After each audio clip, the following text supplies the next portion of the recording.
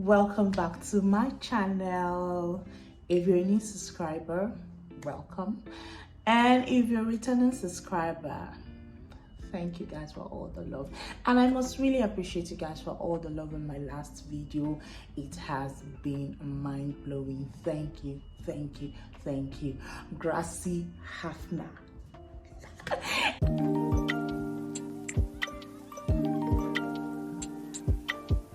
Anyways, so in today's video I am going to be sharing 5 ways to move to Malta. I am not an immigration consultant or an immigration expert, but I am being true to my words about sharing almost everything that I know or everything that I have experienced living in Malta, you know. So for this, and this is also going to be like a way to answer some of the questions I got from my last videos. How did you move? What ways can we move, you know? So this is also not me saying that you should leave whatever thing you are doing wherever you are, you know, drop all your load, like Jesus said to the disciples, leave everything you are doing and follow me. No, that's not what I'm here for. I'm just like trying to let you know, you understand, so that in the course you are trying to make this decision, right? You know all the different routes that are available to you, and these routes are dependent on what you're trying to look for, you know, your purpose of travel, and you know, there are lots of other factors. And here are those 5 factors. I'll be looking down a bit because I had noted them down so that I can share everything with you.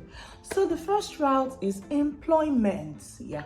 So if you have a job offer from a Maltese company, you can apply for a work permit and migrate to Malta. Usually, the employer needs to obtain this work permit for you. So then depending on where you are, especially for us coming from Nigeria, you would have to apply for a visa so that you can move to Malta. So employment is the first route, and there are lots of employment opportunities in the tech space here, the tech space and the financial sectors. In the financial sector, the iGaming sector as well. So these are places, if these 3 places kind of resonate with you and you already have lots of experience, checking out LinkedIn and all the other job sites can give you insights on the companies that are hiring at this time in Malta. The second route is education. In fact, Malta has this perk, right, that when you school in Malta and stay back in Malta to work after graduation, you tend to get 70% off your tuition fee. Now tell me that is not cool. So if you want to study, get one of the best education from one of the best countries, you know, education-wise in the world, then Malta is a place for you to consider.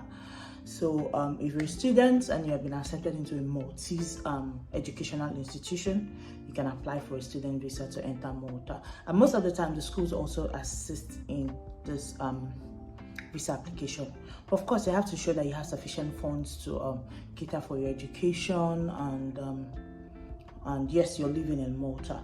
So these are also very important factors for you to consider when you are choosing which route you will be using to migrate to Malta.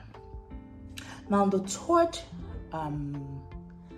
route on my list is the family reunification route. Now the family reunification route is the route that when you have either Maltese citizens that are family members, you know, you have family members that are Maltese citizens, or you have a family member that lives in Malta, works in Malta, and has obtained legal residence in Malta. That's what is key, legal residence in Malta. Then that person can apply for family reunification. Now this only applies to spouses, kids, and in some situations, people who are like 70% financially dependent on the legal residents in Malta. So you have to also check that you meet these criteria before trying to apply in the first place. And this is like the third route. Yes, that's the third route. So the fourth route is quite new, and not lots of persons have